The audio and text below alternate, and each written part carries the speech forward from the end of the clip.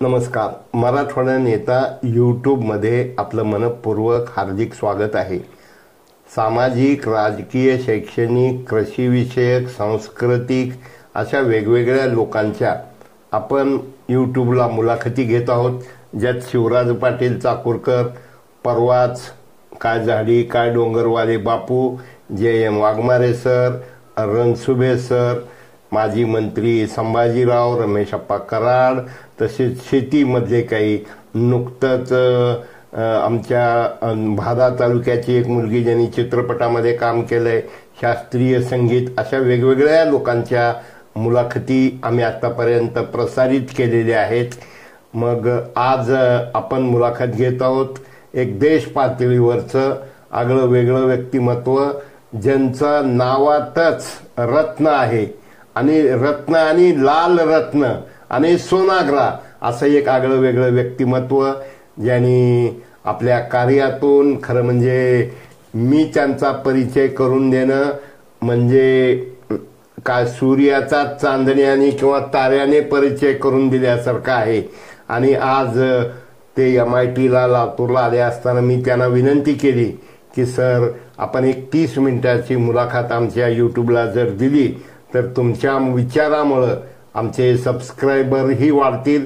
तसं सरांचे जवळजवळ 70 वेगवेगळ्या पुस्तकं लिहिलेली आहेत. प्राध्यापक म्हणून त्यांनी अत्यंत चांगल्या प्रकारे काम केलेलं आहे.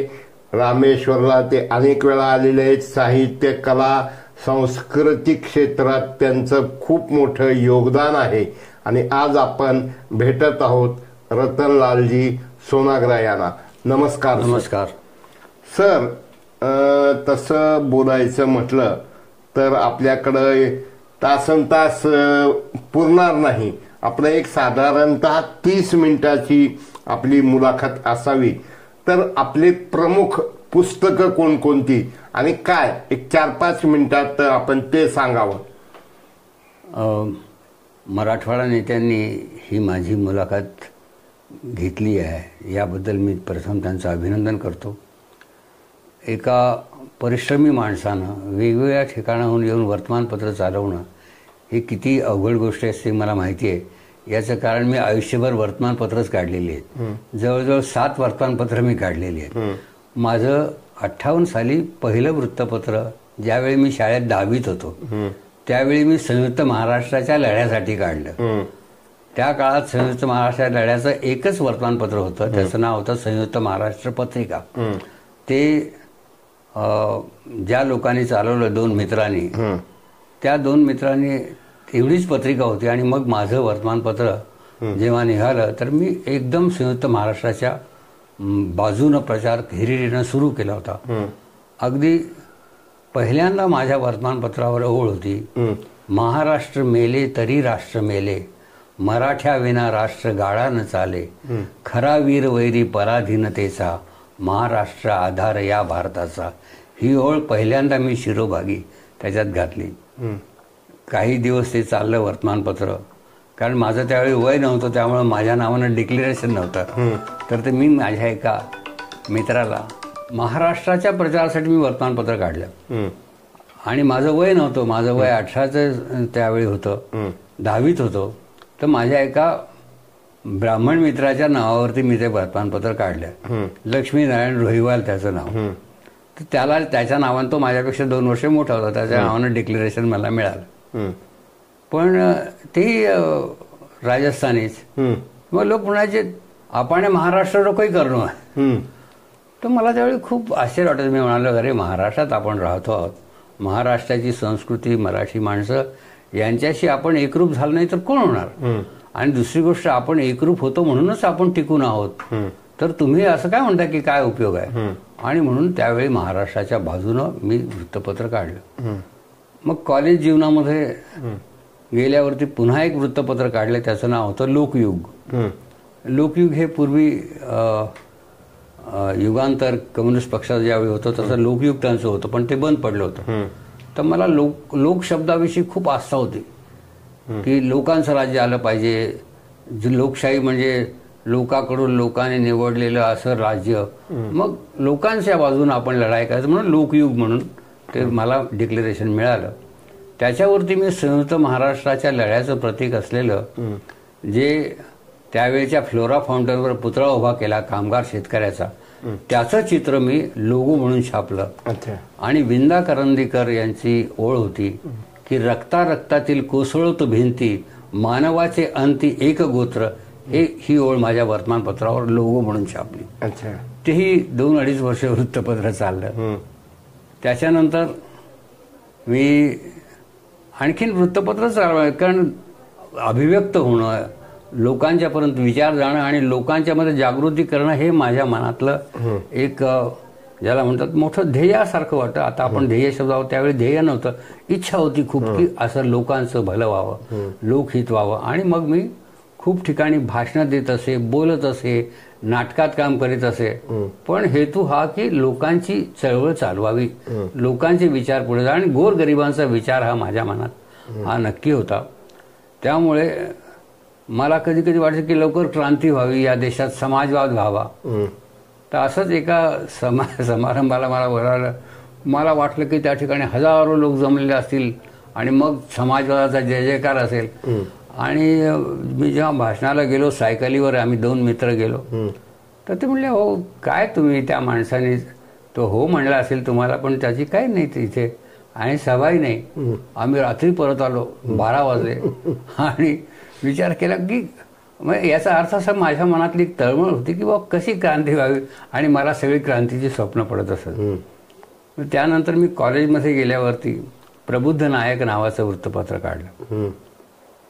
त्याच्या अगोदर राजधानी म्हणून एक आमच्या मित्रांनी वर्तमानपत्र काढलं साप्ताहिक, त्याच्यामध्ये मी लिहित असे.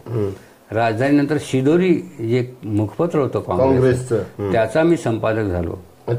आणि जवळजवळ 9 वर्ष जे चालवलं, आणि विचार विभागाचं मला त्याच्यामध्ये प्रमुखत्व मिळालं. तर ही करत असताना लिहिणं ज्याला म्हणतात की आपण एखादा विषय जो घेतला तो लिहिला पाहिजे, लोकांपर्यंत गेला पाहिजे, म्हणून मी वर्तमानपत्रात लिहित असे. आणि खूप त्रासानं मग वर्तमानपत्र चालवत असताना आम्ही कॉलेजच्या परीक्षा काही जाऊ शकलो नाही, काही देऊ शकलो नाही. तर आम्ही BA मध्ये अटकलो. माझा इंग्लिश विषय होता, तर BA होऊ शकलो नाही. 1 वर्ष झालं, म्हणजे गॅप ज्याला म्हणतो आपण असा. आणि त्यावेळी आमचं ठीक आहे, आता काय 1 वर्ष गॅप घेऊ असं चालायचं.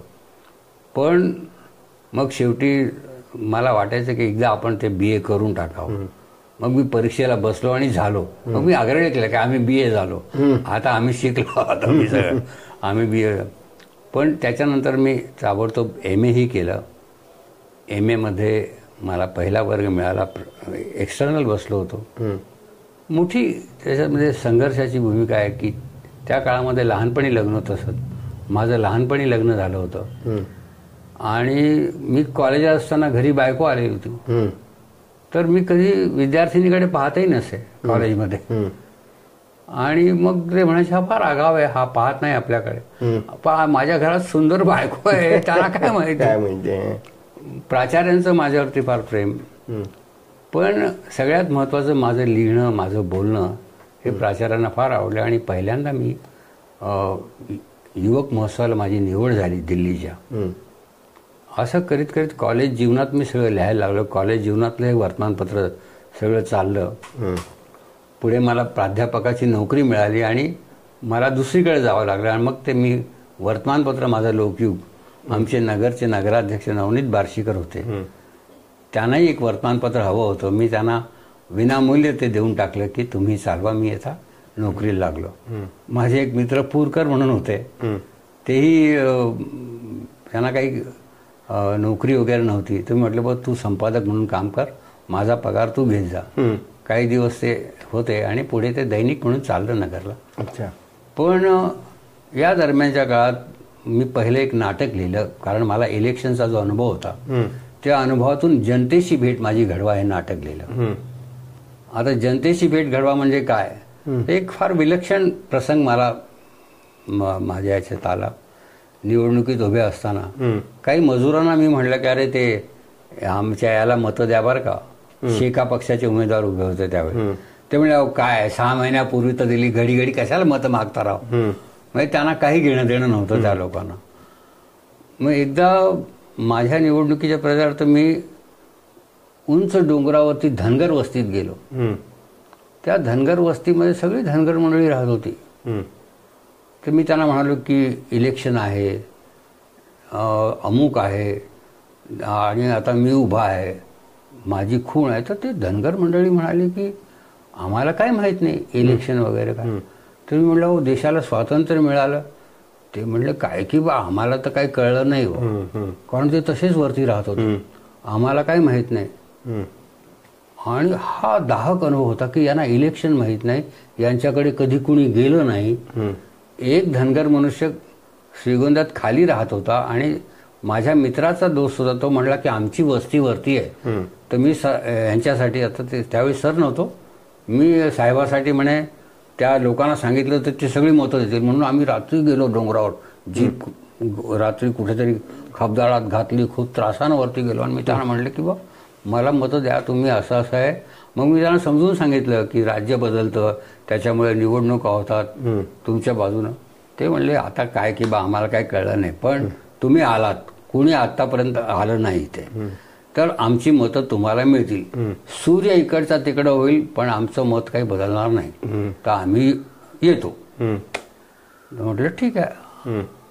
आणि माझ्याकडे त्या काळामध्ये त्या निवडणुकीला 2,000 रुपये फक्त खर्च होता आणि माझ्याकडे एकच जीप होती, काहीतरी 400-500 रुपये मदत होती म्हणून.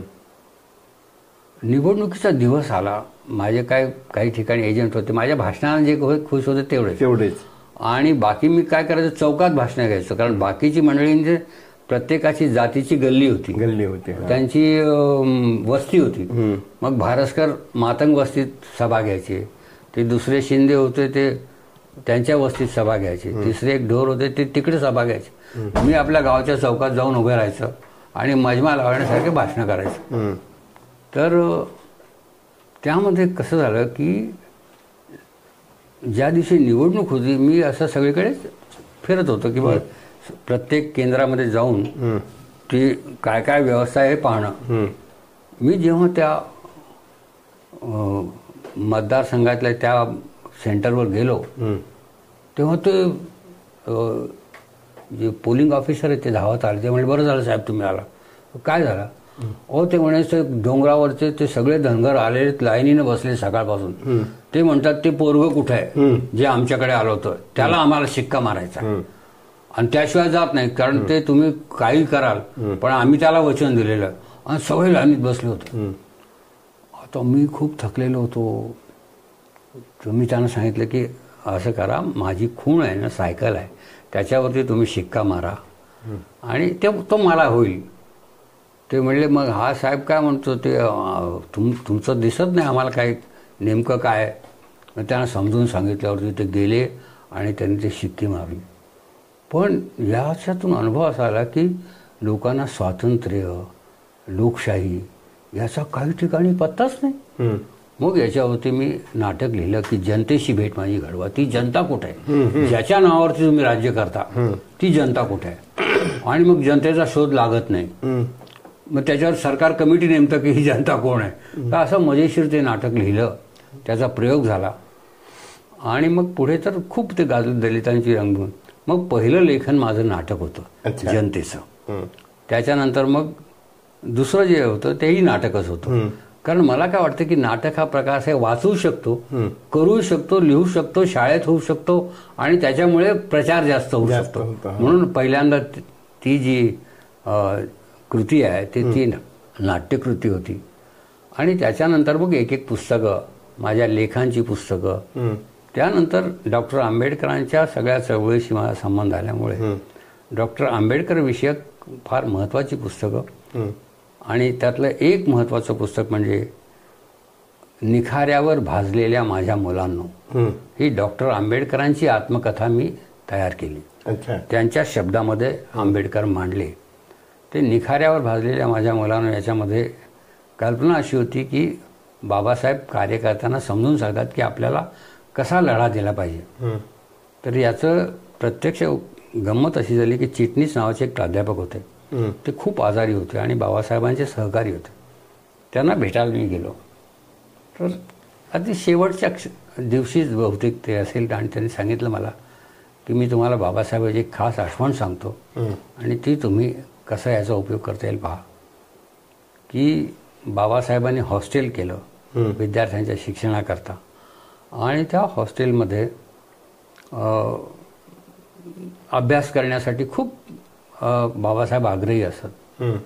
तर काही विद्यार्थी एके दिवशी सिनेमाला निघून गेले आणि रात्री 12 वाजता कंपाऊंडच्या भिंतीवरून आत उड्या मारून आले. तर बाबासाहेबांना कळल्यावरती ते खुर्ची टाकून बसले होते, ते काठी घेऊनच बसले होते. आणि जेव्हा ते आले आणि मग ते कुठे गेला होता, मग ते पकडले बाबासाहेब आणि मग त्यांना सांगितलं की अरे मी आयुष्य किती खडतरपणे हे सगळं जगून हे सगळं उभं केलंय आणि तुम्ही शिक्षणापासून हे करताना दांड्या मारता, सिनेमाला जाता. आणि मग बाबासाहेबांनी त्यांनी आपली कथा सांगितली. मग मी त्याचा उपयोग करून घेतला की बाबासाहेब त्यांना काय म्हणाले, मग ते काय म्हणाले हे सगळं त्यांच्या शब्दामध्ये मी मांडलं. तर बाबासाहेब म्हणाले की मी असे कार्यकर्ते तयार करू इच्छितो की जे निखाऱ्यावर भाजलेले आहेत. तर त्यांनी उदाहरण दिले की ग्रीकमध्ये डेमेटर नावाची एक देवता मानली जाते. ती देवता मूल जन्माला आलं की तिला निखाऱ्यावरती ती त्याला भाजून काढते म्हणजे असं शेकते. हां, म्हणजे निखाऱ्यावर ठेवते. आणि याचं कारण असं आहे की तो कुठल्याही संकटाला सामोरा गेला पाहिजे. आणि म्हणून निखाऱ्यावर भाजलेल्या माझ्या मुलांनो हे मी बाबासाहेबांच्यावरती लिहिलं. त्या शिक्षणाच्या दरम्यानच्या काळात एक हर्चेकर नावाचे गृहस्थ होते. ते माझ्याकडे आले आणि त्यांनी सांगितले बाबासाहेबांवर चित्रपट निर्माण करायचा, त्याची पटकथा तुम्ही लिहा. मग ती पटकथा मी लिहिली, ती खूप लोकांना दाखवली. आणि नेमकं काही गोष्टीचं कसं असतं की एका शब्दानं एखादी गोष्ट कशी बिघडते किंवा सुधारते याचा नमुना मला पाहायला मिळाला. नागपूरच्या लोकांना मी ही पटकथा ऐकवली. काय झालं की नागपूरच्या दीक्षाभूमीवरती खूप मोठमोठ्या नेत्यांची भाषणं होत असत आणि ते दीक्षाभूमीवर ठरलेले असत. आणि त्यावेळी गवई नावाचे जे त्यांचे नेते होते ते अमेरिकेत शिष्टमंडळ घेऊन गेले होते आणि ते येणार होते अमेरिकेहून, पण ते आलेही नाही अमेरिकेहून. आणि तेच प्रमुख असत दीक्षाभूमीच्या सगळ्यांना. आता कुणीच नाही ना, वक्ता म्हणून कुणीच नाही त्या ठिकाणी मोठा माणूस. तर मी गेलो होतो त्या चित्रपटाची कथा ऐकवायला. तर नेमकं ते संयोजक म्हणाले की सर कुणीच नाही आता, गवई साहेबांचं प्लेन आज येऊ शकत नाही आणि सगळ्या हजार लाखो लोक तर समोर बसलेले, तर तुम्ही बोला. ठीक आहे, थोडं बोलतो. मी भाषण केलं, 1 तासभर बोललो. मग म्हणे मी आता संपवतो. तिथे म्हटलं नका, आपल्याला हे आणखीन लांबवायचं, कुणीच नाही आहे, तुम्हीच बोला. तर मी म्हणालो की आता मी थकलेलो आहे. तर ठीक आहे, तुम्ही कॉफी वगैरे प्या, बसा, पण कंटिन्यू ठेवा भाषण. मग म्हटलं ठीक आहे, बसलो. कॉफी मी लहान लोकही ऐकत होते. मग कॉफी वगैरे घेतली, थोडा वेळ थांबलो आणि मग मी सुरुवात केली की आता यांना 3-4 तास जर बोलायचं असेल तर काय करावं. तर मग मी जी चित्रपट कथा होती माझी ती सांगायला सुरुवात केली आणि मग लोकांना खूप आनंद यायला लागला. आणि मलाही आता विषय मिळाल्यामुळे मी सगळी महामानव नावाची चित्रपट कथा ऐकवली. खूप पसंत पडली. एक मोठे तिथले फायनान्सर होते, त्यांनी ती कथा ऐकली आणि मला म्हणाले ठीक आहे आपण हे करूया. ते हर्चेकरनं सांगितलं की आपण असं करार करून घेऊ, तुम्ही सहनिर्माते, मी सगळे पैसे देणार, नाव तुमचं सहनिर्माते म्हणून टाकू, माझा मनुष्य येईल, ज्या ज्या वेळी जसं लागेल तसं आपण देऊ. तो करार टाईप करायला बसला. तेवढ्यात त्या हर्चेकरांच्या डोक्यात काय आलं कुणास ठाऊक. ते म्हणाले नाही म्हणे मी सहनिर्माता म्हणून तुमचं नाव टाकणार नाही, कारण त्याने सांगितलं की तुम्ही निर्माता म्हणून नाव राहू द्या, माझं सहनिर्माता म्हणून टाका. हर्चेकरांना सांगितलं त्या गृहस्थानी. ते मोठे गजबी म्हणून होते, त्यांचा कारखाना होता मोठा, तर ते सगळं फायनान्स करायला तयार होतं. पण हर्चेकर म्हणाले की नाही मी सहनिर्माता म्हणून नाव टाकणार नाही. ते म्हणजे का, तर त्याला कोणीतरी एका सहनिर्मात्याने फसवलं होतं, त्यामुळे म्हणे मी आता काही सहनिर्माता करणार. झालं तो सगळा करारच संपला. ते टाईप करायचा कागदही राहिला आणि ते चित्रपटही राहिला. ते सगळा आता फायनान्स नाही तर म्हटल्यावर काय संपलं. बरोबर आहे. मग माझी ती पटकथा पडून होती. मी विचार केला आपलं एक एक ओळ महत्त्वाची आहे, आपलं साहित्य वाया जाता कामा नये.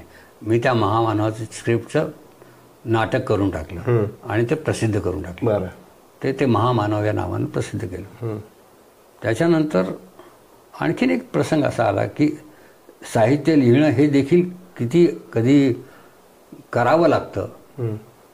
रामधारी सिंह दिनकर नावाचे फार मोठे, त्यांना राष्ट्रकवी उपाधी आहे आणि दिल्ली नावाचं त्यांचं काव्य फार प्रसिद्ध आहे आणि त्यांनी खूप सुंदर अशा कविता केल्या. आता आपण जे प्रसिद्ध जेव्हा देशामध्ये आणीबाणी आली आणि त्याच्यानंतर जे JPचं आंदोलन झालं, त्यात जी एक प्रसिद्ध कविता होती ओळ, सिंहासन खाली करो जनता आती है, हे त्यांचं आहे, राष्ट्रकवी दिनकरचं आहे.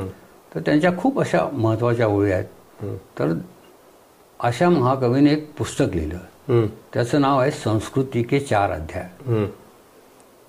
पाषाण युगापासून म्हणजे लाख वर्षापासून तर आत्ताच्या भारतापर्यंत इतका मोठा इतिहास त्यांनी 4 भागात लिहिला आणि त्याला लिहिलं संस्कृती के 4 अध्याय. म्हणजे पाषाण युग, पुराण युग, मध्ययुग आणि आताचं वर्तमान युग. पण आश्चर्य वाटेल की इतक्या मोठ्या माणसानं इतका मोठा ग्रंथ लिहिला, त्याची प्रस्तावना पंडित नेहरूने लिहिली. बरं. त्याबद्दल रामधारी सिंह दिनकर यांना पद्मभूषण पदवीही मिळाली. ते पुस्तक माझ्या सगळ्या वाचनात आलं, कारण मी हिंदीचाच विद्यार्थी असल्यामुळे. पण तुम्हाला आश्चर्यजनक वाटेल, मी त्यांना म्हणालो की सर तुम्ही याच्यामध्ये सगळ्या याच्यात आधुनिक काळ आला, पण यात डॉक्टर आंबेडकरांचं नाव नाही, यात महात्मा फुलेचं नाव नाही, मग हा इतिहास परिपूर्ण कसा, हे अध्याय पूर्ण कसा? आश्चर्य. आणि मलाही खूप आश्चर्य वाटलं की इतक्या मोठ्या ग्रंथामध्ये पुरस्कार लोकांना कळणार काय की याच्यामध्ये फुलेंचा सत्यशोधक समाज नाही, आंबेडकर नाही, बाकी सगळं होतं. तर मी त्यांची एक सभा होती सत्काराची, पुण्यालाच होती, राष्ट्रभाषा सभेमध्ये गेलो होते. मी त्यांना विचारलं की सर ये किताब आपने लिखी है, ये सब कहाँ से संदर्भ लिया आपने? तर ते म्हणले मी पुण्यातच होतो आणि पुण्याच्या लोकांनी मला जसं गायडन्स केलं तसं लिहिलं. मग म्हटलं तुम्ही बरोबर तेच केलं की पुण्यात आलो. मला हे कळल्यावरती फार आश्चर्य वाटलं. मग मी विचार केला की सर आता तुम्ही संस्कृती के 4 अध्याय लिहिले, आता 5वा अध्याय मी लिहिणार. आणि मग तो समतेचा जो 5वा अध्याय, जी नावं त्यांनी गाळली, तो मी पुस्तकात लिहिला. संस्कृती का 5वा अध्याय हिंदीमध्ये लिहिला. त्याला मला सुधाकर नाईक त्यावेळी मुख्यमंत्री होते, 25,000 रुपयाचा चेक पाठवला. ते पुस्तक प्रसिद्ध झालं, आजही ते आहे. पण संस्कृती का 5वा अध्याय हे मी लिहिलं. तर ही ज्याला आपण म्हणतो की सक्ती झाली पुस्तकाची, की अरे कुणी केलं नाही हे काम, हे आपल्याला करावं लागेल आणि जे आपण करू शकतो मग आपण केलंच पाहिजे, असं माझ्यावरती एक सक्ती आली आणि मी ते केलं. दुसरं माझं आणखीन महत्त्वाचं जे पुस्तक आहे जे मला आवडतं, त्याचं नाव आहे मैत्रेय बुद्ध. मैत्रेय बुद्ध हे मी डॉक्टर आंबेडकरांना म्हटलं. विश्वरत्न डॉक्टर बाबासाहेब आंबेडकर, 10 पारमिताओं से पूर्ण बुद्ध, मैत्रेय बुद्ध आंबेडकर. मी बौद्ध ग्रंथाचा, बौद्ध धर्माचा सगळा अभ्यास केला, बाबासाहेबांच्या जीवनाचा अभ्यास केला आणि माझ्या असं लक्षात आलं की आपण बाबासाहेबांना बोधिसत्व म्हणतो. प्रत्येक जण म्हणताना बोधिसत्व डॉक्टर आंबेडकर. आणि बोधिसत्व या शब्दाचा अर्थ असा आहे की ज्याच्यामध्ये बुद्ध होण्याची क्षमता आहे, पण तो अजून बुद्ध झाला नाही, होईल पुढे. ही सुद्धा मोठी पदवी आहे की बोधिसत्व आहेत.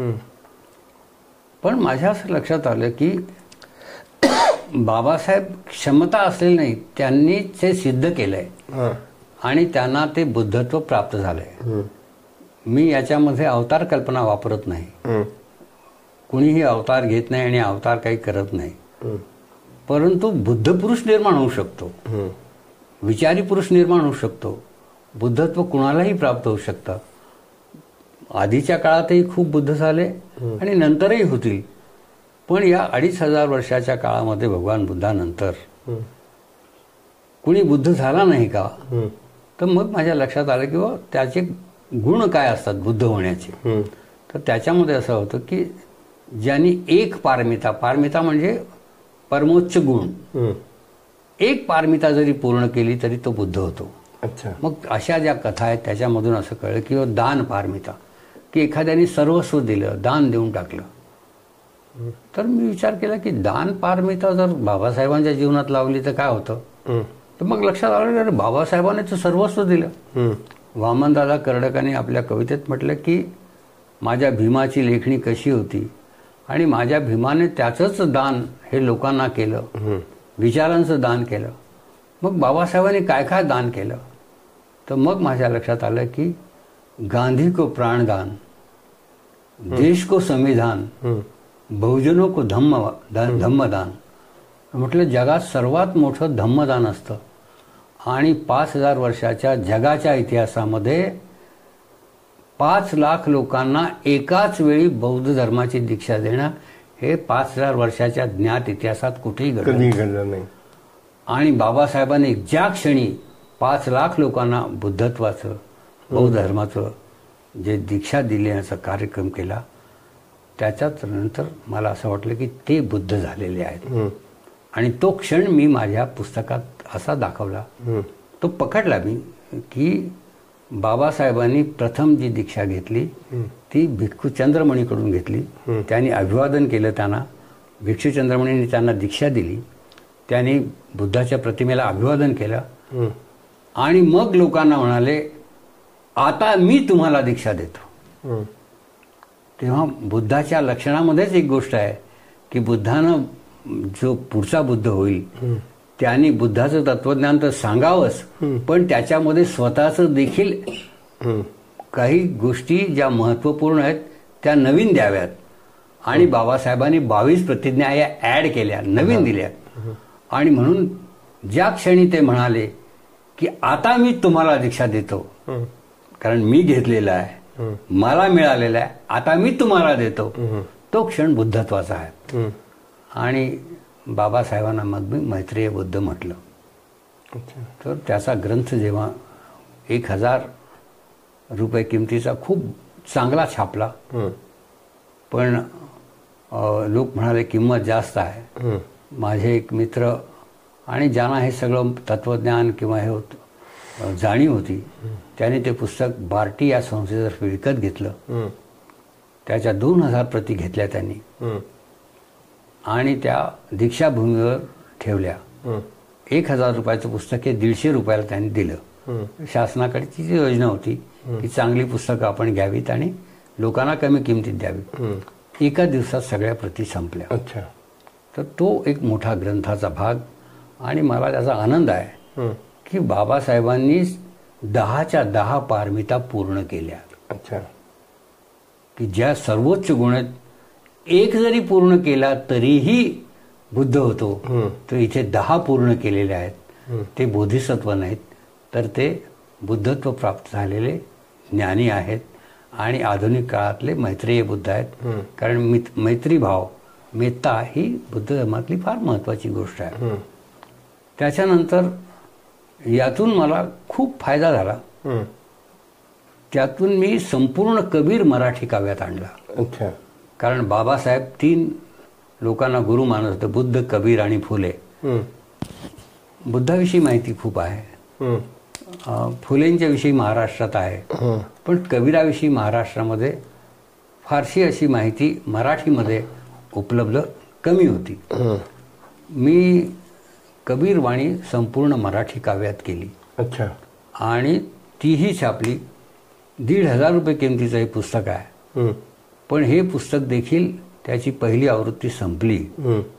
मी गरजू लोकांना, ज्यांना हवं आहे त्यांना ते विनामूल्य दिलं. याचं कारण असं होतं की माझी मुलगी एक अमेरिकेत आहे आणि तिनं सांगितलं की पप्पा आयुष्यभर तुम्हाला काही मिळालं नाही, तुम्ही बसने जात होता. तर पहिल्यांदा तिनं मला गाडी पाठवली आणि दुसऱ्यांदा ती म्हणाली की तुमच्या मनासारखी पुस्तकं तुम्ही छापा, कितीही खर्च करा, आता तुम्ही थांबू नका. त्यातून मी कबीरवाणी सगळं छापलं. कबीरवाणी जेव्हा सगळं संपलं, अण्णाभाऊ साठेंची शताब्दी आली. अण्णाभाऊ साठेंच्या बरोबर मी काम केलेलं आहे. त्यांचा मी एक सहकारी होतो. त्यांनी जो फकीरा चित्रपट काढला, त्या चित्रपटाला सगळा सहयोग माझ्याकडून झाला. नगरमध्ये अकोळनेर या ठिकाणी चित्रपटात सगळं शूटिंग झालं. त्यावेळी हिंदीचे प्रख्यात नट डेव्हिड हे त्याच्यामध्ये इंग्रज अधिकाऱ्याचं काम करीत होते. नाना पळशीकर यांनी विष्णुपंत याची भूमिका केली होती आणि फकीराची भूमिका सूर्यकांत यांनी केली. ख्वाजा अहमद अब्बास हे प्रसिद्ध पटकथा लेखक होते, ते या पटकथेच्या मदतीला होते. तर या सगळ्यांच्या सहकार्यानं घडलं. त्यामुळे मग अण्णाभाऊंच्यावरती पुस्तक लिहावं असं माझ्या मनात का आलं, तर मला बिहारच्या एक माझ्या प्राध्यापकांना म्हटलं की सर, आप बोलते हैं कि अण्णाभाऊ साठे का इतना साहित्य है, लेकिन कोई हिंदी पुस्तक तो हमें दो ताकि हम पढ़ के देखें. सगळा शोध घेतल्यावरती एकही नाही, एकही हिंदी पुस्तक नाही. मग म्हटलं आता आपण त्यांच्याबरोबर काम केलेलं आहे, आपणच ते करावं. म्हणून सगळे परिश्रम करून अण्णाभाऊ साठेंच्यावरती एक मोठा ग्रंथ तयार केला. त्यांचं चरित्र, चेतना आणि चिंतन अण्णाभाऊ साठे या पुस्तकाचं दिल्लीला जाऊन मी ते प्रकाशन केलं. कारण हिंदी भाषेत असल्यामुळे सगळ्या देशाला कळावं म्हणून अण्णाभाऊ साठे हिंदीत पोहोचवलं. त्यानंतर असं लक्षात आलं की कर्मवीर विठ्ठलरामजी शिंदे हे फार मोठे शिक्षण क्षेत्रातले आणि गोरगरिबांचे, दलितांचे हितकारी कार्यकर्ते होते. लोकमान्य टिळकापासून तर गांधीपर्यंत यांनी अस्पृश्यतेचा प्रश्न समजावून सांगण्याचा, त्यांना सार्वजनिक जीवनात आणण्याचा आणि बदल करण्यासाठी काँग्रेसला कायदेशीरपणे मांडणी करण्याचा त्यांनी खूप मोठा वाटा उचललेला आहे. त्यांची उपेक्षा झाली, मग त्यांच्यावरही मी एक हिंदीत ग्रंथ लिहिला, महर्षी विठ्ठलरामजी शिंदे. त्यानंतर माझ्या असं वाचनात आलं की ज्यावेळी भारतामध्ये बौद्ध धर्माचं काहीच नव्हतं, फक्त 3च विद्वान होते, राहुल सांकृत्यायन, आनंद कौशल्यायन, जगदीश कश्यप आणि धम्मानंद कोसांबी. तर कोसांबीचं जीवनचरित्र मी मराठीत वाचलं. निवेदन नावाची त्यांची आत्मकथा वाचली. मी फार भारावून गेलो. मी ही कल्पनाच आपण करू शकत नाही की गोव्यामध्ये एका खेड्यात जन्मलेला हा मनुष्य, सारस्वत कुळातील, याच्या वडिलांची इच्छा होती की हा फार झाला तर याने तलाठी तरी व्हावं. पण त्यांनी एक भगवान बुद्धावरची कविता वाचली. त्या काळात लाईट ऑफ एशिया म्हणून एक पुस्तक निघालं आणि त्यात मराठीत त्याची एक कविता आली. ती वाचल्यावर यांच्या मनात आलं की हे बुद्ध कसे असतील, यांचं तत्वज्ञान कुठे मिळेल असं त्यांच्या मनात आलं. आणि त्यांनी गोव्याहून सगळ्या ठिकाणी विचारण्याचा प्रयत्न केला की हे पुस्तक कुठे मिळेल, याच्यावर जास्त माहिती कुठे मिळेल. मग लोक म्हणाले पुण्यात मिळेल. मग ते कोल्हापूरला आले, तिथेही काही मिळालं नाही. मग पुण्यामध्ये भांडारकरांना भेटले की मला बुद्धांच्या विषयी माहिती पाहिजे. मग काही विद्वानांना भेटले की अहो ही कविता किती चांगली आहे. अहो ते म्हणले हे काही नाही आहे, हे एक अष्टमांश आहे आणि कशाला याच्या नादी लागता. तर ते म्हणले अहो एक अष्टमांश जर इतकं चांगलं असेल तर पूर्ण किती चांगलं असेल. तर मला शोध घेऊ द्या, कुठे आहेत हे, कुठे पुस्तक मिळतील. तर भांडारकर म्हणाले की इथे तुम्हाला काही सापडणार नाही, तुम्ही काशीला जा, तिथे जर काही मिळालं तर मिळेल. हे गृहस्थ पुण्यात राहिले. आपल्या नातेवाईकडे ते जेवण करत होते. पण हे बाहेरचे असल्यामुळे जे जेवू घालत ते म्हणत की तुम्ही जेवण करा आणि ती जागा तुम्ही स्वतः सारवून द्यायची. अरे बापरे. आणि मग ते करायचे. पंडित देखील यांना नातेवाईकांनी जेवण दिलं नव्हतं. पण प्रार्थना समाजात ते थांबले आणि शेवटी विचार केला काशीला जायचं. पण त्याच्याकरता पैसे काय कुठून. मग गोळा करण्याचा प्रयत्न केला, त्यातही फार कमी होते. मग ते म्हणाले ठीक आहे आपण जितक्या आहे तिथपर्यंत जाऊ.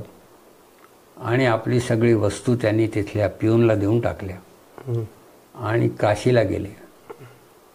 काशीला गेल्यावरती तिथे सगळ्या ठिकाणी चौकशी केली की बुद्ध कुठे मिळेल. काशीचे लोक म्हणाले कुठलं बुद्ध काय, आमच्याकडे नाही कोणी शिकवायला, कोणालाही माहीत नाही. इतके दिवस राहिले, शेवटी त्यांचे 2 पंचे होते ते सगळे फाटले. आश्चर्य वाटेल, त्यांनी पत्र लिहिलं गोव्याला आपल्या मित्रांना गावी की माझे पंचे नाहीत, मला कपडे नाहीत घालायला, तर मला 2 पंचे घेण्या इतपत पैसे पाठवा. तर कुठल्याही गावकऱ्याने सगळं विचार केला की आता काय करायचं, कोणी पाठव. तर एक नाभिक होता, त्याने 10 रुपये पाठवले त्या काळामध्ये. पण ते त्यांची कशा बशा ते कपडे घेतले, ते धर्मशाळेत राहिले, पण बुद्धाचा शोध त्यांना सापडेना. मग कुठला तरी एक गुरखा मनुष्य नेपाळचा त्यांना भेटला. तो म्हणला बुद्ध हमारे उधर आहे. तर म्हणे चला आपण तिकडे जाऊ. आणि मग ते जे काही दक्षिणा 1 पैसा रोज मिळत असते ती साचवलेली, कपडे नाही, जे काही मिळाले, कोट होता तो घेतला, काही काम साहित्य ते सगळं घेतलं. ते म्हणे चल आपण जाऊ. तो म्हणला इथपर्यंत जाता येतं, पुढे आपल्याला पायी जावं लागेल. म्हणजे चला. पायी ते गेले हिमालयातून, नेपाळला काठमांडूला पोहोचले. तिथे पाहिलं की त्या बुद्ध मंदिरासमोर तर काहीच नाही, नुसते ते लोक कोणी आकड्याचे ते सोंगट्या खेळत बसलेले होते. तत्वज्ञानी वगैरे विचारले गेले तर नाही म्हणे या इथं. आणि तिथल्या मुख्याध्यापकाने सांगितलं की ज्या दिशेला बुद्धविहार आहे त्या दिशेला सुद्धा पाहायचं नाही, असं आमच्या धर्मात सांगितलं, तू तिकडे सुद्धा पाहू नको. तर तो सगळीकडे गेले पण कुठेही त्यांना तत्वज्ञान सापडलं नाही. असे अनंत कष्ट झेलत ते सिलोनला गेले आणि तिथे त्यांना बुद्ध धर्माचे ग्रंथ सापडले. ते त्यांनी या देशात आणले आणि त्याचा अभ्यास करून लिहिलं. तर या माणसाची जीवनकथा देशाला कळावी म्हणून मी हिंदीमध्ये केली. बरं. आणि बुद्ध की खोज में या नावाचा ग्रंथ केला. यांनी एक पुस्तक लिहिलं, बुद्ध लीला सार संग्रह. बुद्धावरती बाबासाहेब आंबेडकरांच्या पूर्वी धम्मानंद कोसांबींचं हे पुस्तक होतं. ते मी हिंदीमध्ये केलं आणि देशाच्या पातळीवरती पोहोचण्यासाठी दिल्लीच्या बौद्ध महासभेने ते छापलं. त्याचं नाव मी बुद्ध दर्शन सार संग्रह केलं.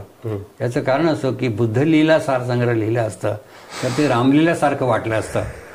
म्हणून ते म्हणाले बुद्ध लीला काय, आमच्याकडे रामलीला होते. तर म्हटलं बुद्ध दर्शन सार संग्रह, तो मोठा ग्रंथ प्रकाशित केला.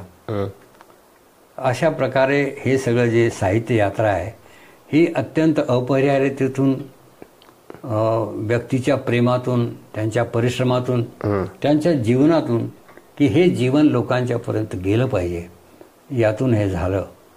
आणि आज जवळजवळ 70 ग्रंथ त्याच्यामध्ये मला कोविडच्या काळात संधी मिळाली. मी सोन जातक या नावाची माझी आत्मकथा लिहिली होती. सोन जातक, जातक म्हणजे जन्मकथा. तर माझ्या मित्राने हे नाव सुचवलं सोन जातक. याचं कारण होतं की मी आधी याचं नाव शूद्र जातक ठेवलं होतं. ते म्हणले अरे शूद्रत्व आणि दलितत्व हे मिरवायचं नाही, ते संपवायचं आहे. तर म्हटलं बरोबर आहे.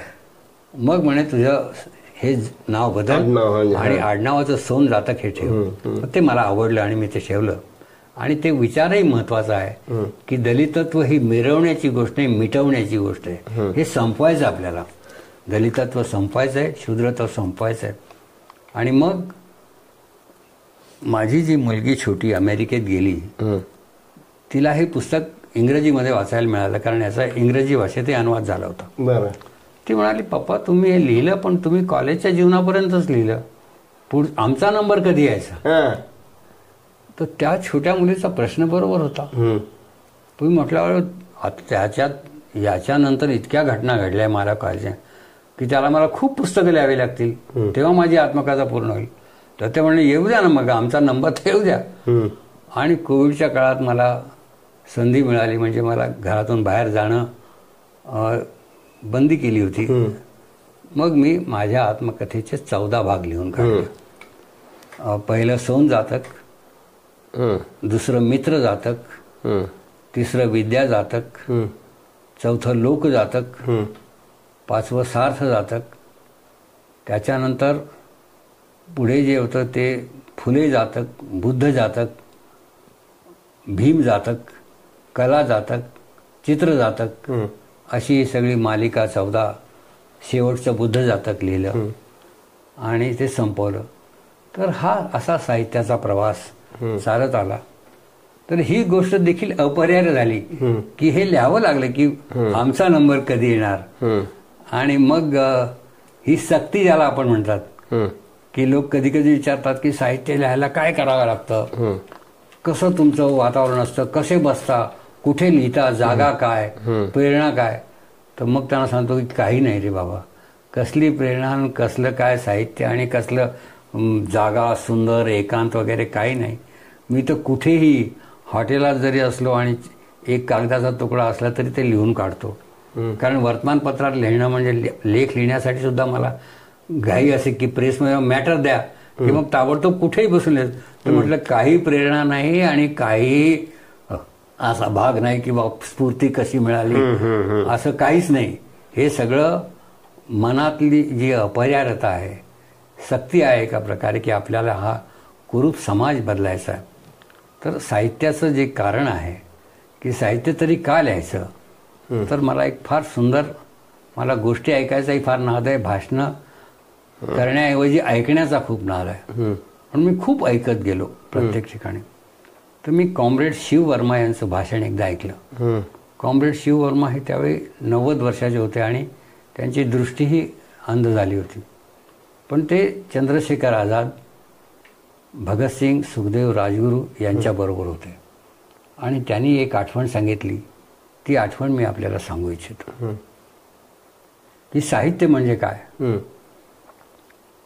भगतसिंग, सुखदेव, राजगुरू हे एका खोलीत राहत असत, म्हणजे लपून छपून असे राहत असत. त्याला ते डेन म्हणत की ते गुहेसारखं, किंवा तिथे ते राहत असत.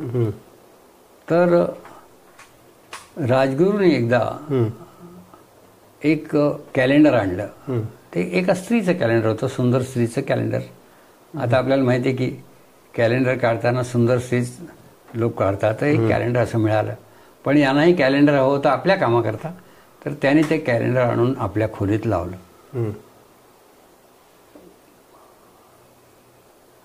एकदा चंद्रशेखर आझाद आले त्यांना भेटायला. तर ते कॅलेंडर त्यांनी पाहिलं. त्यांना फार राग आला की आपण क्रांती करतो, क्रांतिकारी लोक, त्यांनी असलं कॅलेंडर कसं. तर त्यांनी ते फाडून टाकलं ते कॅलेंडर. तर ते भगतसिंग वगैरे होते, त्यांना ते म्हणाले की कुणी लावलं हे कॅलेंडर. तर राजगुरू म्हणून मी लावलं. ते म्हणे आपण क्रांती करायला निघालो, हे असलं कॅलेंडर कशाला लावलं. मग भगतसिंग त्यांना म्हणाले की आपल्याला माहिती आहे की आपण क्रांती कशा करता करतो. ते म्हणजे ते फार रागावले होते की तुम्ही सुंदर स्त्री होती तर तुम्ही फाडून टाकलं, हे कसं चालेल. तर ते म्हणाले की सौंदर्याचा तुम्ही हे का करता, द्वेष का करता. उद्या तुम्ही ताजमहालही पाडून टाका. हो म्हणे पाडून टाकेल. मग भगतसिंग त्यांना म्हणाले की आपण क्रांती कशा करता करतो. हे जग कुरूप आहे, विद्रूप आहे. हे विद्रूप आणि कुरूप जग सुंदर करण्याकरता आपली क्रांती आहे. आणि जेव्हा या जगाला आपण सुंदर करण्यासाठी प्रयत्न करतो आहोत तेव्हा सौंदर्याचा द्वेष करून कसं चालेल. हे वाक्य मी जेव्हा कॉम्रेड शिव वर्माकडून ऐकलं तेव्हा मला असं वाटलं की आता मला साहित्य कशा करता याचं कारण कळलं की हे जग विद्रूप आहे, त्याला सुंदर करणं हे महत्त्वाचं आहे. आणि आपले सगळे प्रयत्न त्याच्याकरता आहेत, आपली क्रांती देखील त्याच्याकरता आहेत. तेव्हा क्रांतिकारी माणसानं सौंदर्याचा द्वेष करून चालणार नाही. आणि साहित्यातून जे सौंदर्य निर्माण होतं ते लोकांचं जीवनही सौंदर्य पूर्ण करतं असं मला कळलं. तर त्यामुळे ही पुस्तकं जी आहेत ही माझी, ज्याला आपण म्हणतो की अत्यावश्यकतून की हे केलंच पाहिजे. आणि अण्णाभाऊ साठेवरती जर आपण लिहिलं नाही तर दुसरं कुणी लिहिणार नाही, म्हणून मी ते लिहिलं. आणि ज्याला आपण म्हणतो की लोकांच्यापर्यंत पोहोचवण्याचा प्रयत्न झाला. याबद्दल मला खूप चांगले, ज्याला आपण म्हणतो की प्रोत्साहनपर लोकांचे प्रेमही मिळालं. हे ग्रंथही संपलेत. आता मी असा विचार करतो आहे की आपण जे जे ग्रंथ लिहू त्यामुळे आपलं आयुष्य वाढतं. म्हणून मी काय करतो, मी गमतीने सांगत असे स्वतःविषयी. माझे बंधू मला विचारायचे की तू प्रत्येक वेळी असे मागे का लावून घेतो काहीतरी कामं की आता हे करतो. तर मी म्हणालो की मी असं करतो, 2-3 कुत्री पाळून ठेवतो. मग ती माझ्यावरती हल्ला करत, मी पळत असतो. आणि पळताना मग मला असं वाटतं की आपण काम केलं पाहिजे, कारण आपण हे मागे लावून घेतलेलं आहे. तर मग आता मी जाहीर करतो की मी आता पुढचा ग्रंथ अमुक लिहिणार आहे. मग आता हे लावून घेतलं, मी पळतोय पुढे, मी हे करणार. आणि मग मी पुढचा ग्रंथ आहे की जेव्हा कबीर मी लिहिला तेव्हा माझ्याकडे एक मित्र आले. ते म्हणाले, अरे आपने कबीर पर लिखा, तो फिर आप रविदास पर तो लिखना चाहिए. तर मी म्हणलं हाँ मैं लिखूंगा. नहीं बोले सर, आप जब गुरुजी पर लिखेंगे, कारण ते गृहस्थ कॅनडाहून आले होते. ते म्हणले गुरुजी पर लिखेंगे ऐसा मुझे वचन दो तो मैं जाऊंगा यहाँ से. आता मी म्हटलं की आली पंचायत. आता आपण एकातून मुक्त झालो, एक पूर्ण केलेलं आहे. आताशी कुठे आपण वाटलं की अरे चला झालं, आता दुसरं आपण. मग म्हटलं ठीक आहे, तुला वचन देतो की मी रविदासवर लिहीन. मग मी आता रविदास सुरू केला लिहायचा. तर आता रविदासही होईल. पण जे आपण म्हणतो की खूप सर असं काहीतरी, आपण सगळं हे करत असताना काँग्रेसच्या शिदोरीमध्ये कसं काय अडकलात? अडकलो नाही. खरं म्हणजे मी तिथेच नोकरीला होतो, मुंबईमध्ये मुलुंडला होतो. आणि शिदोरीच्या एका अंकामध्ये मी बुद्धाची कथा वाचली. नांदे म्हणून त्यावेळी संपादक होते आणि त्यांनी लोकशाहीवरती बुद्धाचे विचार सांगणारी एक कथा लिहिली होती. एका पानाचीच होती. त्यामध्ये मग बुद्ध म्हणतात की अरे हे जे लिच्छवी आणि हे जे दुसऱ्या कुळाचे लोक आपसात भांडत करतायत, त्यापेक्षा ते एकत्र आले, रोज विचारविनिमय केला, त्यातून काही निर्णय घेतला आणि मग सर्वांच्या मतं एखादा निर्णय झाला तर मग हे लोकशाही टिकेल. आणि गणतंत्राची ती जी व्याख्या होती ती मला फार आवडली. आणि एक काँग्रेस पक्षाचा त्यावेळेचा विचार असा होता की मध्यम मार्गी आहे, ते एक्स्ट्रीम नव्हते. एकीकडे लाल बावटा एक्स्ट्रीम तर दुसरीकडे हिंदुत्ववादी एक्स्ट्रीम. काँग्रेस मध्यम मार्ग करायचे की ठीक आहे आपण लोकशाही ठेवू, समाजवादही आणू. पण सर काँग्रेस मध्यम म्हणत असताना जाणीवपूर्वक वोट पॉलिटिक्स की ज्यांना आपण म्हणतो की अल्पसंख्याक, मागासवर्गीय यांना सवलती द्यायच्या आणि वोट बँक फिक्स करायची आणि राज्य करायचं, असं केलं नाही असं वाटतं का तुम्हाला? हे सगळं असतं, वोट पॉलिटिक्स आहे. पण त्याच्यामध्ये आपण चांगला विचार दिला तर कदाचित काही लोक तरी असे आपले भेटतील की जे चांगल्या अर्थानं राजकारण करतील. म्हणून आता विचार विभाग माझ्याकडे दिला. मला कल्पना नव्हती. तुम्हाला एक आश्चर्य वाटेल की काँग्रेसची शताब्दी होती आणि मला लोकमतनं एक लेख लिहायला सांगितला की दलितांच्या प्रश्नावरती. तर मी त्या शताब्दीमध्ये एक लेख लिहिला, दलितांचे प्रश्न. तो लेख त्यांनी खूप सुंदर छापला शताब्दीच्या वेळी. आणि शताब्दीचा कार्यक्रम संपला आणि मी काँग्रेस कमिटीत गेलो. तर गोविंदराव अधिक मला फार परिचित होते, मित्रही होते. तर मी काँग्रेस कमिटीमध्ये नवीन नवीन असे ज्याला म्हणतात की विभाग तयार केले होते आणि मोठ्या पाट्या लावल्या होत्या की अमुक विभाग, तमुक विभाग, युवक विभाग, महिला विभाग. तर त्या शताब्दीच्या वेळी माझ्याबरोबर माझे मेहुणे होते. मी त्यांना दाखवलं ही काँग्रेस कमिटी, मी येत असतो, माझे मित्र आहेत काही. तर माझ्याही मनात असं वाटलं की एखादी पार्टी आपली असेल का किंवा आपली का लागू नये.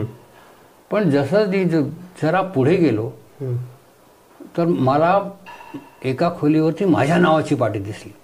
रतनलाल सोनग्रा, विचार विभाग. गोविंदराव अधिकांनी प्रेमानं मला न विचारता मला विचार विभागाचा प्रमुख केला. आणि मी इतका आनंदित झालो की अरे कोणीतरी दखल घेतली आपली. आणि विचार विभाग प्रमुख गेल्यावरती मग मी विचार कसा काँग्रेसचा वगैरे हे मांडण्यासाठी शिदोरीमध्ये काम केलं. खरं म्हणजे ते त्यावेळी मला सवलत काय होती तर मी रेल्वेचा पास ते मला देत असत आणि अक्षरशः काही न घेता हे सगळं काम करायचं. 5,000 रुपयाचं बजेट फक्त संपादकीय ते 3-4 लोकांना द्यायचं आणि आम्ही ते काम करत असू. कारण मी असा विचार केला की आपलंही जे म्हणणं आहे हे लोकांच्यापर्यंत जावं म्हणून मी त्या सध्याच्या मला असं वाटतं आता बघा म्हणजे तुम्ही बोलू शकत असाल तर सध्याची देशाची आणि राज्याची राजनीती आणि समाज व्यवस्था आपल्याला काय वाटतंय? सध्याची राजकीय स्थिती ही ज्याला आपण म्हणतो की लोकशाहीच्या दृष्टीनं एक कठीण प्रसंगावरती आलेली आहे. एक अशा पॉईंटवरती आलेली आहे म्हणजे ज्याला आपण म्हणतो की तिथून माघार नाही अशा एका कडेलोट्याच्या ठिकाणी आलेली आहे. याचं कारण असं आहे की लोकशाहीमध्ये लोक महत्त्वाचे असतात, जनता महत्त्वाची असते.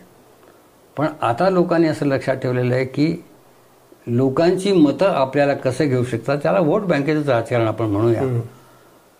जी गोष्ट आपण एकदा केली ती दुसऱ्यानेही केली आणि मग एकदा लोकांच्या लक्षात आलं की लोकशाही ही लोकांची नसते तर ज्यांच्या हातामध्ये हे लोक असतात त्यांची असते आणि मग ती लोकशाही ही काही लोकांच्या हातामध्ये जाते.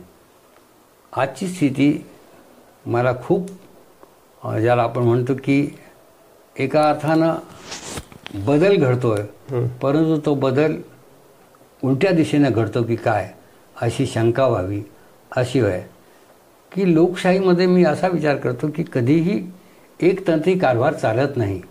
म्हणून मी सांगितलं की पहिल्यांदा मी जी बुद्धाची कथा वाचली की लोकांना विचारविनिमय करून आपसात करून हे घेणं हे जवळजवळ सगळ्यांनी सोडलेलं आहे.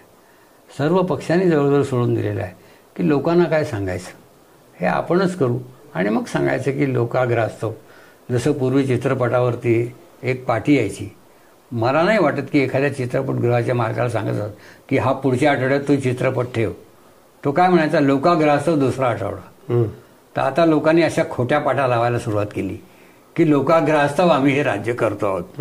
वास्तविक त्यांना कोणी सांगत नाही, ते त्यांच्याकरताच करतात. पण हा लोकाग्रहास्तव झालेला आहे. पण आज सामाजिक स्थिती राजकारणामुळे कशी बदललेली आपण पाहतो की ज्या काळामध्ये मी ज्या वर्गातून येतो त्या दलित वर्गाला कधी कुणी राहायला जागा दिली नाही. आम्हाला जागा मिळाली ती मुस्लिम मोहल्ल्यात मिळाली. माझ्या आत्मकथेमध्ये एक प्रसंग आला त्याच्यातही असं आहे की आम्हाला जी साधी माणुसकी हवी होती ती सुद्धा मिळू शकली नाही आणि त्यामुळे असं वाटायला लागलं की आपण काय करावं. त्यावेळी एक ज्याला म्हणत बंधुता ही आम्हाला ज्या लोकांच्याकडून मिळाली. कारण मी अहमदनगरचा आहे. अहमदनगरमध्ये जवळजवळ 4 भाग आहेत जनसंख्येचे. 1/4 भाग मुस्लिम आहे, 1/4 भाग राजस्थानी लोक आहेत, 1/4 भाग विणकर लोक आहेत आणि बाकीचे मग जे 1/4 मध्ये आहेत. तर अशा फकिरी वस्तीमध्ये माझा जन्म झाला आणि ती जी त्यावेळची व्यवस्था आहे त्यामध्ये आपसामध्ये आमचं ज्याला आपण म्हणतो की बंधुभावानं राहणं हे फार महत्त्वाचं होतं. मी गणेशोत्सव साजरा करत असे आमच्या गल्लीमध्ये. तर माझा शफी म्हणून मित्र होता, त्याला मी द्रौपदी बनवला होता आणि माझ्याकडे कृष्णाची भूमिका होती. तर एक प्रसंग गमतीचा असा आला की जेव्हा ते दृश्य उघडलं तो द्रौपदीच्या भूमिकेत होता आणि दुर्योधन ती साडी ओढतोय आणि कृष्ण वाचवतोय. तेवढ्यात त्याची आई सुद्धा गणपती पाहायला आली. तर कुणीतरी म्हटलं अरे शप्प्या तरी मा आहे. तर ते म्हटलं अरे मला तर द्रौपदी पाहिल्यावरती काय वाटेल. तर मी म्हटलं अरे तू द्रौपदी म्हणून तू तोंड झाकून घेतो. त्याने तोंड झाकून घेतलं.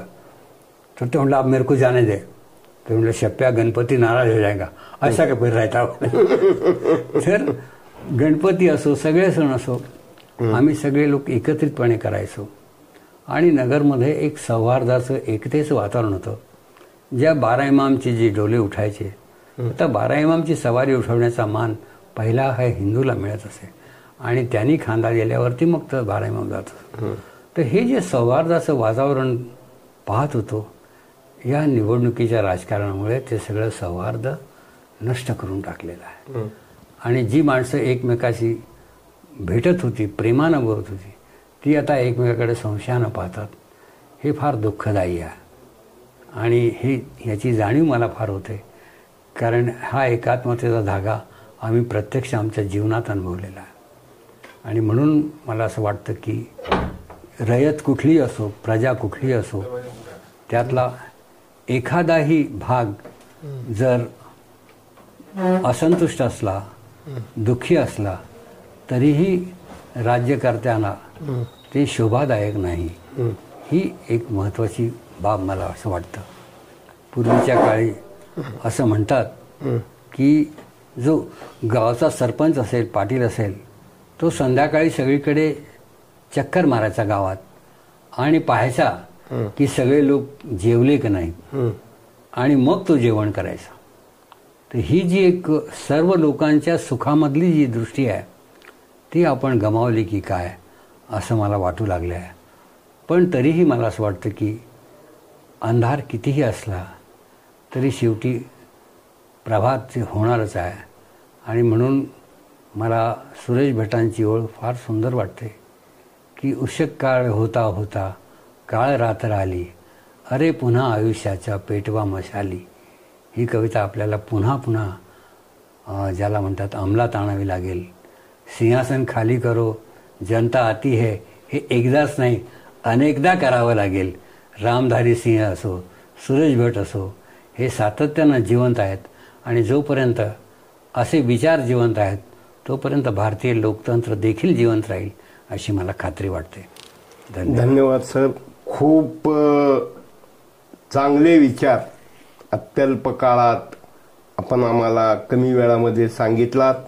मी श्रोत्यांना विनंती करतो, आपण हे शेअर करा, सबस्क्राईब करा आणि फॉरवर्ड करा. आणि मराठवाडा नेता यूट्यूबचं भाग्य की खऱ्या अर्थानं रत्नरूपी सोनं असलेले माणसं किंवा सोनं आणि रत्न असे विचार आम्हाला मिळाले.